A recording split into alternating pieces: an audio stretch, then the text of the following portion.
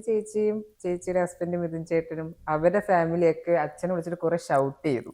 Actually first മൂവിലൊക്കെ വരുന്ന സമയത്തൊക്കെ നമുക്ക് കുറെ റിലേറ്റീവ്സ് ഉണ്ടാവുമല്ലോ. ഉം. അവരാണ് കൂടുതൽ നമ്മുടെ അടുത്ത്, ഇപ്പൊ അച്ഛൻ്റെ അടുത്തായിരുന്നാലും എല്ലാവരുടെ അടുത്തും എന്തിനാ മോള് സിനിമയിൽ ഇവിടുന്ന് എന്നൊക്കെ ഉള്ള ഒരു ലെവലിലുള്ള ഒരു ടോക്കൊക്കെ വന്നിട്ടുണ്ടായിരുന്നു. ഞാൻ സിനിമയിൽ വരുന്നതിന് മുന്നേ തന്നെ മോഡലിംഗ് ചെയ്തപ്പോഴേ ആദ്യ ഡയലോഗ് വന്നു. അപ്പൊ എനിക്ക് വാശിയായി. ഉം. പിന്നെ ഞാൻ യാദൃശികമായിട്ടാണ് ശരിക്കും സിനിമയിലോട്ട് വരുന്നത്, ഞാൻ പ്രതീക്ഷിക്കാതെ വരുന്നത്. അപ്പോൾ ശരിക്കും എൻ്റെ ഫാമിലി ഫസ്റ്റ് സപ്പോർട്ട് അല്ലായിരുന്നു. എൻ്റെ ചേച്ചിയുടെ കല്യാണം കഴിഞ്ഞ് നിൽക്കുന്ന സമയം, അപ്പൊ എൻ്റെ ചേച്ചിയും ചേച്ചിയുടെ ഹസ്ബൻഡും മിഥുൻ ചേട്ടനും അവരുടെ ഫാമിലിയൊക്കെ അച്ഛനെ വിളിച്ചിട്ട് കുറെ ഷൗട്ട് ചെയ്തു.